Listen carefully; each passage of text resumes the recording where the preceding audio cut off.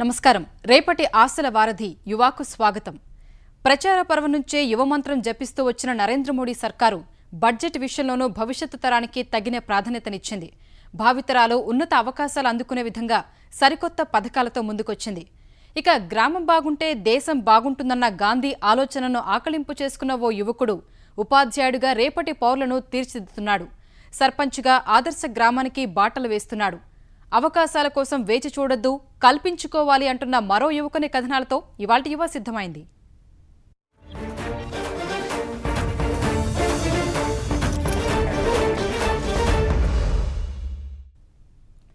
జన భారతం యువ భారతం అవుతోంది. అంతకంతకు దేశ జనాభాలో యువత శాతం పెరిగిపోతోంది. ఇప్పటికే దేశంలో సగానికి పైగా యువతే. అలాంటి యువజనానికి రేపటిపై భరోసా ఇవ్వాలి. భవిష్యత్తు తమదేననే విశ్వాసం కల్పించాలి. యువశక్తి సంగతి అందరికంటే బాగా తెలిసిన మోడీ సర్కారు తొలి బడ్జెట్లో తనదైన ముద్ర వేసింది. విద్య, ఉద్యోగ అవకాశాలకు సముచిత స్థానం కల్పించింది. ఆలోచన ఉంటే ఆచరణకు ఆర్థిక సాయం చేస్తామంటోంది. రేపటి భారత్కి దిశానిర్దేశం చేసే నాయకుడిని చేస్తానంటోంది.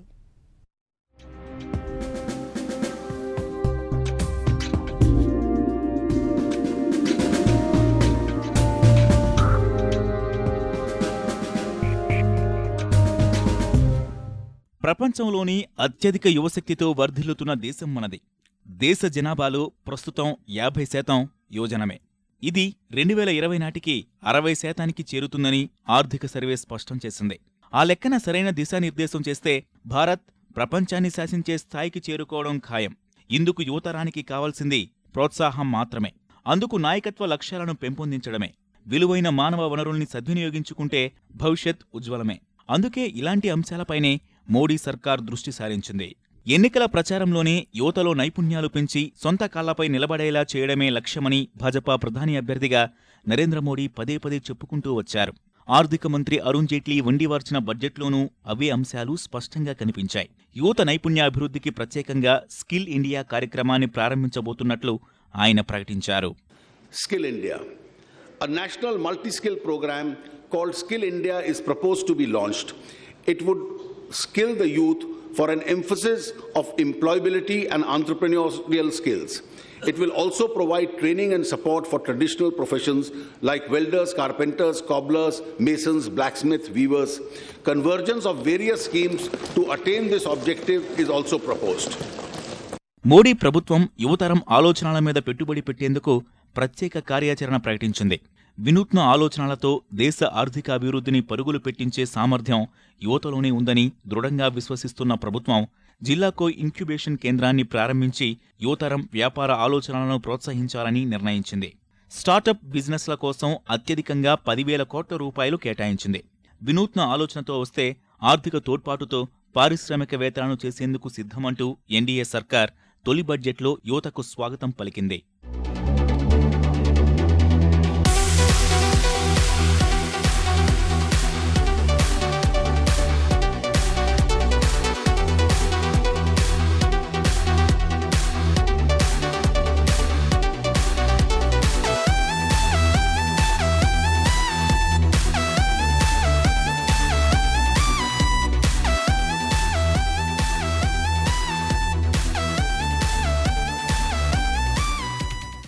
నిరుద్యోగంతో నైరాశ్యానికి గురైన యువతకు తక్షణమే ఉపాధి మార్గాలు కల్పించేందుకు ప్రభుత్వం చొరవ తీసుకుంటుందని జైట్లీ ప్రకటించారు. ఇందుకోసం సంప్రదాయ ఎంప్లాయ్మెంట్ ఎక్స్చేంజ్ విధానంలో కీలకమైన మార్పులు చేశారు. ఈ విధానం స్థానంలో ఎంప్లాయ్మెంట్ ఎక్సైజ్ వ్యవస్థను కెరీర్ సెంటర్లుగా మార్చాలని నిర్ణయించారు. ఇందులోనే ఉద్యోగ సమాచారం సహా యువతకు కెరీర్లో మార్గనిర్దేశం, అవసరమైన నైపుణ్యాలు పెంపొందించేందుకు శిక్షణా తరగతులు నిర్వహిస్తామని చెప్పారు. ఇందుకోసం 100 కోట్ల రూపాయలు కేటాయించారు. విద్య, ఆ తర్వాత ఉద్యోగం, ఈ 2 అంశాలపై మోడీ సర్కార్ దృష్టి సారించింది. యువతకు ఉన్నత విద్యను అందించేందుకు సహేతుకమైన చర్యలు ప్రారంభించాలని జైట్లీ వివరించారు. రేపటి పౌరుల్ని అంతర్జాతీయ స్థాయిలో పోటీపడే విధంగా ఐఐటి, ఐఐఎం లాంటి ప్రతిష్టాత్మక విద్యాసంస్థలను దేశవ్యాప్తంగా విస్తరించేందుకు కృషి చేస్తామన్నారు. ప్రతి రాష్ట్రంలో ఇలాంటి యూనివర్సిటీలను ఏర్పాటు చేస్తామన్న ఆయన తొలి అడుగులు బలంగానే వేశారు. ఇంజనీరింగ్ లాంటి వృత్తి విద్యా కోర్సుల తర్వాత ఉద్యోగాలు పొందేందుకు విద్యార్థులు పడుతున్న అవస్థలకు పరిష్కారం కనుగొనే ప్రయత్నం చేశారు విత్తమంత్రి. అప్రెంటిస్షిప్ ప్రోగ్రాంను కంపెనీ అవసరాలకు అనుగుణంగా అనుసంధానం చేసి ఉపాధి అవకాశాలు మెరుగుపరుస్తామని ప్రకటించారు. సరికొత్త టెక్నాలజీని అందిపుచ్చుకుని విద్యార్థులకు బోధించేలా 100 కోట్ల వ్యయంతో వర్చువల్ క్లాస్ రూమ్స్ను ఏర్పాటు చేస్తామని ఆర్థిక మంత్రి అరుణ్ జైట్లీ హామీ ఇచ్చారు.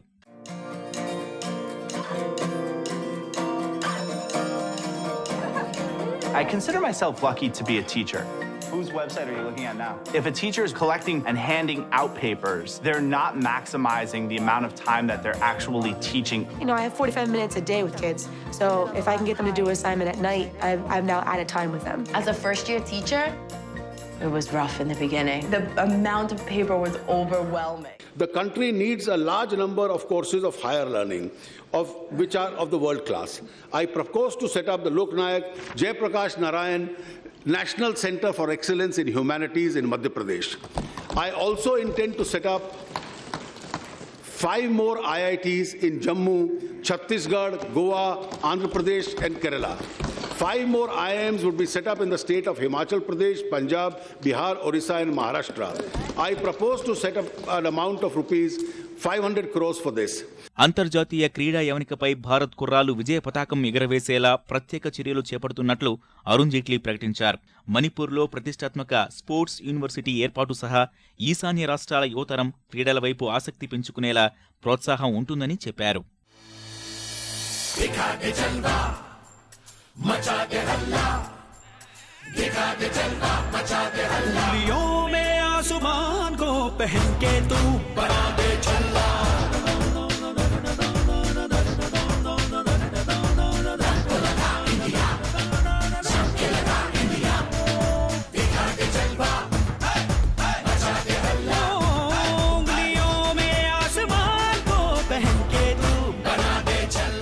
The government will set up national sports academies for major games in different parts of India to mainstream sports.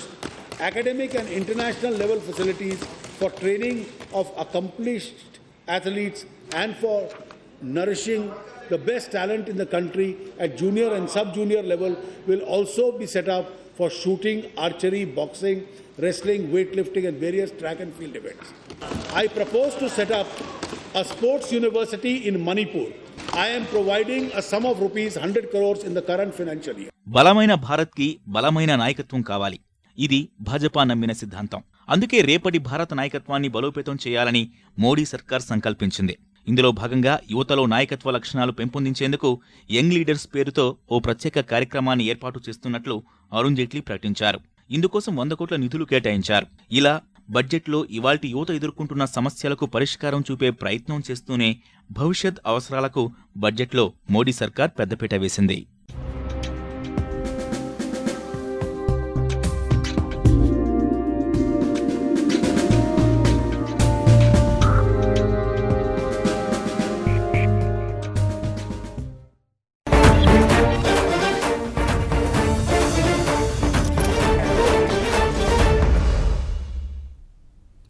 ఓ విద్యావేత్త తలుచుకుంటే గ్రామం ఎలా అభివృద్ధి చెందుతుందో తెలిపేందుకు ఆ యువకుడు నిదర్శనం. వచ్చిన చదువుతో చిన్నారులకు పాఠాలు చెప్పిన అతడు మట్టిలోని మాణిక్యాలను వెలికితీశాడు. అన్ని అర్హతలు ఉన్నప్పటికీ అవకాశాల సంగతి తెలియని అమాయక పిల్లలకు అన్నీ తానే చదువులు చెప్పించాడు. ఆ తర్వాత సర్పంచ్గా మారి అక్రమాలకు అడ్డుకట్ట వేశాడు. కడు పేదరికం నుంచి ఎన్నో ఎత్తుపల్లాలు చూసి మరెన్నో అవమానాలు ఎదుర్కొన్న ఆ వికలాంగ సర్పంచ్ ఆదర్శ గ్రామం తన ఆశయం అంటున్నాడు.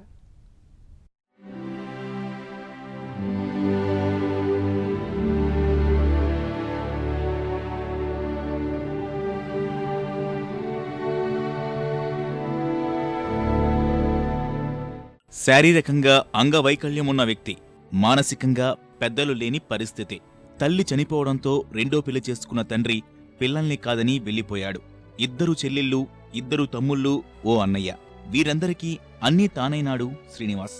అయినా భవిష్యత్తుపై ఆందోళన చెందకుండా, జీవితంపై విశ్వాసం కోల్పోకుండా అన్నతో కలిసి కుటుంబాన్ని ఒడ్డున పడేశాడు. అంతేకాదు ఊర్లో పిల్లల జీవితాలకు బలమైన పునాదులు కూడా వేశాడు.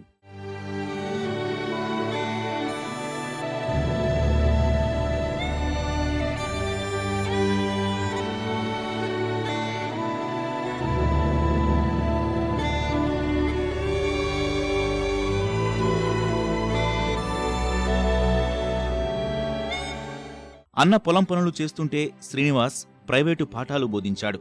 జీవనానికి డబ్బులు అవసరమైనా అదే జీవితం అనుకోలేదు. అందుకే పేద విద్యార్థులకు ఉచితంగా విద్యాబోధన చేశాడు.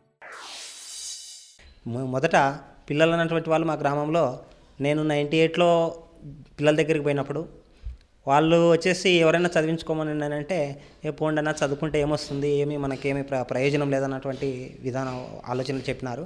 వాళ్ళకి లేదమ్మా, మన పిల్లల్ని ఖచ్చితంగా చదివించండి అన్నటువంటి ఆలోచనతో చేసినాము. బడి మానేసిన పిల్లలు, ఆర్థిక సమస్యలతో చదువుకు దూరమైన విద్యార్థులు ఇలా వివిధ రకాల వారిని చేరదీసి 10 ఏళ్ల పాటు గ్రామంలో ఉచితంగా పాఠాలు బోధించాడు. అలా శ్రీనివాస్ వద్ద చదువుకున్న వారు వైద్యులు, ఇంజనీర్లుగా ఉన్నత స్థాయికి చేరారు. ఫస్ట్ బ్యాచ్ పిల్లలంతా ఈరోజు మంచి స్థాయిలో ఉన్నారు. 2 డాక్టర్స్ ఉన్నారు. వాళ్ళు వచ్చేసి ఫైనల్ ఇయర్ అయిపోయింది వాళ్ళది కూడా. నెక్స్ట్ వచ్చేసి ఎంటెక్ కంప్లీట్ అయినటువంటి వాళ్ళు కూడా 8 మంది ఉన్నారు. 4 వచ్చేసి బీ ఫార్మసీ కంప్లీట్ అయినటువంటి వాళ్ళు ఉన్నారు. సారు మా గ్రామంలోన ప్రతి ఒక్క పిల్లగాన్ని ఆశ్రయించి ఆ పిల్లగాన్ని చదువు నేర్చుకోవాలని చాలా ప్రాధేయపడి ఇంతకు మునుపు చదువు చెప్పుతూ కొంతమంది విద్యార్థుల్ని బాగా పెద్దగా చదివించి ఆ పిల్లలకు కొద్దిగా గొప్ప అవకాశం ఇచ్చి వాళ్ళకు ఉద్యోగాలు ఇచ్చేటట్లుగా డాక్టర్లు, ఇంజనీర్ కోర్సులు అన్నీ చదివిస్తున్నాడు. అందులో వచ్చేసి మేము ఎక్కువ ఫీజులు కూడా ఆయనకు అందజేసింది లేదు. బాగా చదువు ముందుకు తెచ్చాడు. ఆడపిల్లలకి అలాంటి కూడా ఏరే బడిలో కూడా చేర్చి బాగా చదువు ముందుకు తెచ్చాడు. ఆ సీన్ అంటే చాలా మంచివాడు. ఆ సీను మాత్రానికి పిల్లలకు చాలా మంచిగా చేసాడే. డబ్బు అయిపోద్ది, డబ్బు పెట్టుకొని కాసి కూడా చేతుంటి పని చేసాడే. మా వద్ద లేకున్నా మా బీద వాళ్ళు కదా వాళ్ళ అని అయిపోయి పెట్టి మాకు చదివించాడే. పేదలను చేరదీసి విద్యాబుద్ధులు నేర్పించడంతో పాటు గ్రామాభివృద్ధికి అవసరమైన కార్యక్రమాలు చేపట్టాడు శ్రీనివాస్. సంక్షేమ పథకాల అమలులో జరిగే అవకతవకలను ప్రశ్నించే సమయంలో అధికారులు, స్థానిక నేతల నుంచి అవమానాలు ఎదుర్కొన్నారు. దీంతో తానే ప్రజాప్రతినిధి అయితే సమస్యలు తీరతాయని, పేదలకు మరింత విస్తృతంగా సేవలు చేయవచ్చని భావించారు. ఏడాది క్రితం జరిగిన గ్రామ పంచాయతీ ఎన్నికల్లో పార్టీల అభ్యర్థులు లక్షల రూపాయలు ఖర్చు చేసినా శ్రీనివాస్పై గెలవలేకపోయారు. ముందు విద్య అన్నటువంటి కాన్సెప్ట్తో విద్యార్థులు మాకు ఎక్కువ మంది ఉన్నారు. ఆ స్టూడెంట్స్ ఎక్కువ మొబిలైజ్ చేసి జనాల్లో కూడా మార్పు తీసుకొని రావడం అయింది. అందులో వచ్చేసి నాయకులు అన్నటువంటి వాళ్ళు మనకు అందుబాటులో ఉండి, ప్రజలకు అందుబాటులో ఉండి ఎవరైతే మనకు చేయగలుగుతారో వాళ్ళని మీరు ఎన్నుకునండి, ఆలోచించండి, ఓట్లు వేయండి అన్నటువంటి నినాదంతో ప్రజల దగ్గరికి వెళ్ళడం అనేది. దానికి అనుగుణంగా ప్రజలు కూడా మేము ఇండిపెండెంట్ అభ్యర్థి అయినప్పటికీ 3 పార్టీల వాళ్ళు అందరూ ఉన్నప్పటికీ మాకు అవకాశం ఇవ్వడమైనది. సర్పంచ్గా ఎన్నికైనప్పటికీ ఎప్పటిలానే పిల్లలకు విద్యాబుద్ధులు చెప్పిన శ్రీనివాస్ అక్రమార్కులకు గుణపాఠాలు నేర్పాడు. 7వ విడత భూ పంపిణీ కార్యక్రమంలో అవకతవకలను ప్రశ్నించి అర్హులైన 45 మందికి న్యాయం చేశాడు. మా గ్రామంలో మొదట 53 ఎకరాలను భూ పంపిణీ చేయాలంటే 7th పంపిణీ కింద చేయాలని ఆలోచించున్నారు. మొత్తము ఒకే ఫ్యామిలీలో సంబంధించిన 4 ఫ్యామిలీలకు సంబంధించినటువంటి వాళ్ళ పేర్లే ఉన్నాయి. వీటిని క్యాన్సిల్ చేసి నిజమైనటువంటి లబ్ధిదారులకి ఇచ్చే ప్రయత్నం చేయండి సార్. ఆ విధంగా ఇవ్వడం వల్ల, అనర్హులకి ఇవ్వడం వల్ల గ్రామంలో సమస్యలు ఏర్పడతాయి. నిజమైనటువంటి వాళ్ళకి ఇచ్చినారని అంటే మీకు మంచి పేరు ఉంటుంది, మాకు కూడా సాటిస్ఫాక్షన్ కలుగుతుంది. కాబట్టి మీరు ఆ పద్ధతి చేయండి సార్ అని అంటే అదే ప్రకారంగా మళ్ళీ కొత్త వాళ్ళని 45 మందిని సెలెక్ట్ చేసి వాళ్ళలో దాదాపుగా 40 మందికి 75 ఎకరాల 43 సెంట్ల పొలాన్ని ఇవ్వడమైంది. సర్పంచ్గా ఊరి ప్రజల మన్ననలు అందుకుంటున్న శ్రీనివాస్ మరో లక్ష్యాన్ని ఏర్పాటు చేసుకున్నాడు. గంజిహల్లిని మోడల్ గ్రామ పంచాయతీగా తీర్చిదిద్దడం సహా 100% అక్షరాస్యత గ్రామంగా మార్చుతానని ఆయన ప్రతినబూనాడు.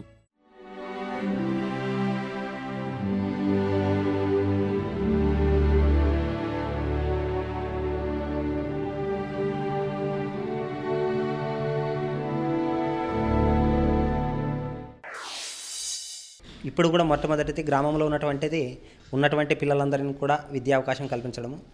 నెక్స్ట్ రెండోది గ్రామంలో నుండి తాగునీటి సమస్యను తీర్చడము.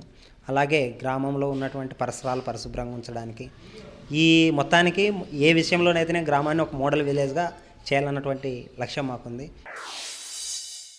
సాధించాలన్న పట్టుదల, సాధించగలన్న ఆత్మవిశ్వాసం ఉంటే అంగవైకల్యం అడ్డు కాదని నిరూపిస్తున్నారు కర్నూలు జిల్లా గంజహల్లి గ్రామ పంచాయతీ సర్పంచ్ శ్రీనివాస్. తన విజయాలతో అటు అంగవికలులకు స్ఫూర్తిదాయకంగా నిలుస్తుండగా అన్నీ సక్రమంగా ఉన్నప్పటికీ ఎలాంటి అభివృద్ధి చేయకుండా అవినీతికి పాల్పడే వ్యక్తులను, ప్రజాప్రతినిధులకు ప్రశ్నించే రీతిలో ముందుకు సాగుతూ అందరికీ ఆదర్శంగా నిలుస్తున్నారు. కెమెరామెన్ రాముతో వి నారాయణప్ప, ఈటీవీ న్యూస్, కర్నూలు.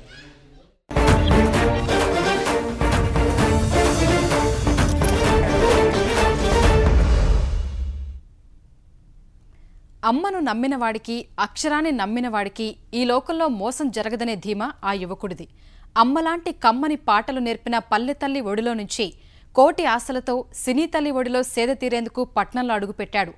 పాటల్నే ప్రాణంగా ప్రేమిస్తూ తెరపై తన పేరు చూసి మురిసిపోవాలనుకున్నాడు. అవకాశాల కోసం కాళ్లరిగేలా తిరిగినా అవమానాలు, చీత్కారాలే ఎదురయ్యాయి. ఏమాత్రం నిరుత్సాహపడిన ఆ యువకుడు ఉద్యమాల సూర్యుడిచే గువేరాపై ఓ డాక్యుమెంటరీ చిత్రీకరించి తన ప్రతిభను నిరూపించుకున్నాడు.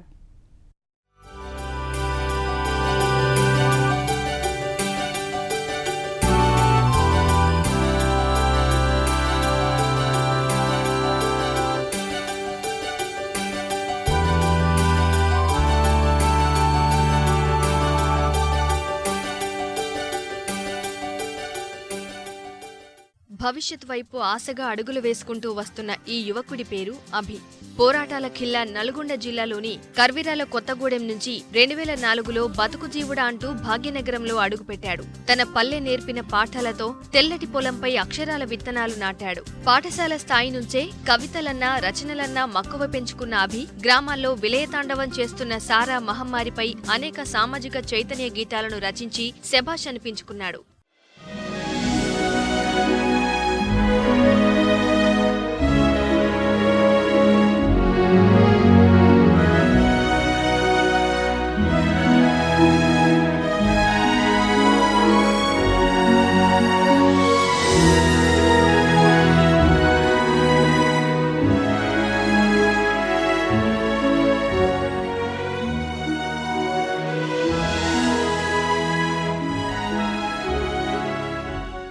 డిగ్రీ పూర్తి కాగానే సినీ అవకాశాల కోసం పట్నంలో అడుగుపెట్టిన అభికి అన్ని చీత్కారాలే ఎదురయ్యాయి. అవకాశం కోసం 10 ఏళ్ల పాటు కాళ్లరిగేలా తిరిగినా ప్రయోజనం లేకుండా పోయింది. ఇప్పటి వరకు 400కు పైగా పాటలు రచించాడు. కొన్ని సినిమాల్లో అవకాశం వచ్చినా అవేమీ తెర రూపం దాల్చలేదు. అయినా ఏమాత్రం కుంగిపోని అభి స్నేహితుల సహాయంతో చేగువేరాపై ఓ డాక్యుమెంటరీ రూపొందించాడు.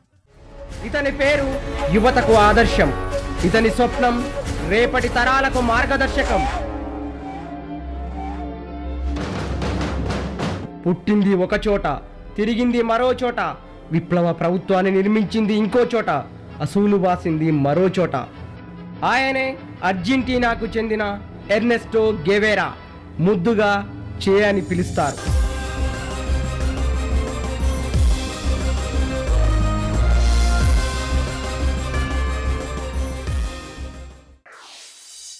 డిగ్రీలో కూడా కవితలు రాయడం మొదలుపెట్టాను. యూనివర్సిటీ స్థాయిలో ప్రథమ బహుమతి పొందాను.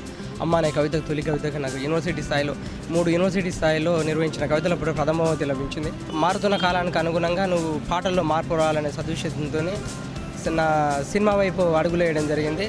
అలాగనే నా సాహిత్యం కూడా సినిమా రంగం వైపు మార్చుకోగలిగాను.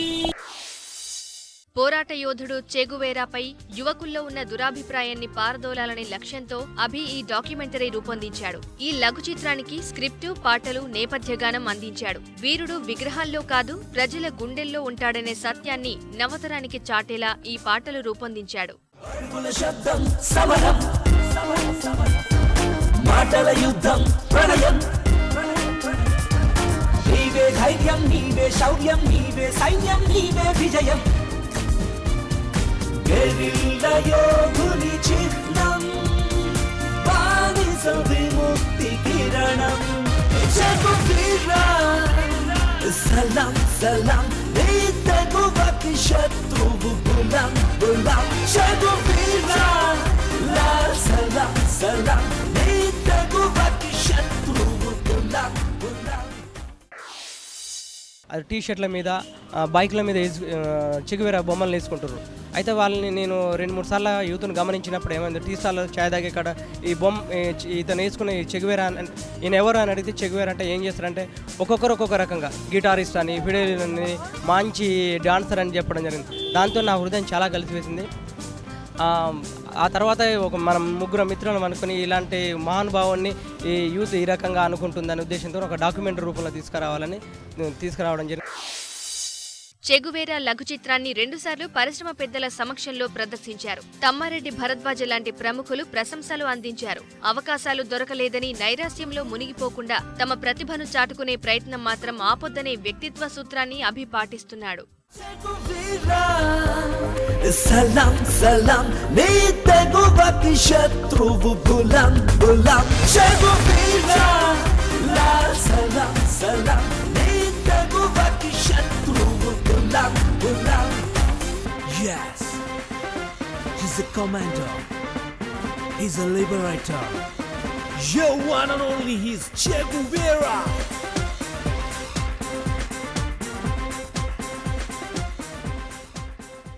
మాణిక్యాలన్నీ మట్టిలో నుంచి పుట్టినట్లుగానే ప్రతిభావంతులంతా ఎక్కడో చోట పుడతారు. తమలాంటి గ్రామీణ యువ రచయితలను ప్రోత్సహిస్తే భవిష్యత్తులో ఎన్నో అద్భుతాలు సృష్టిస్తారని అభి అంటున్నాడు.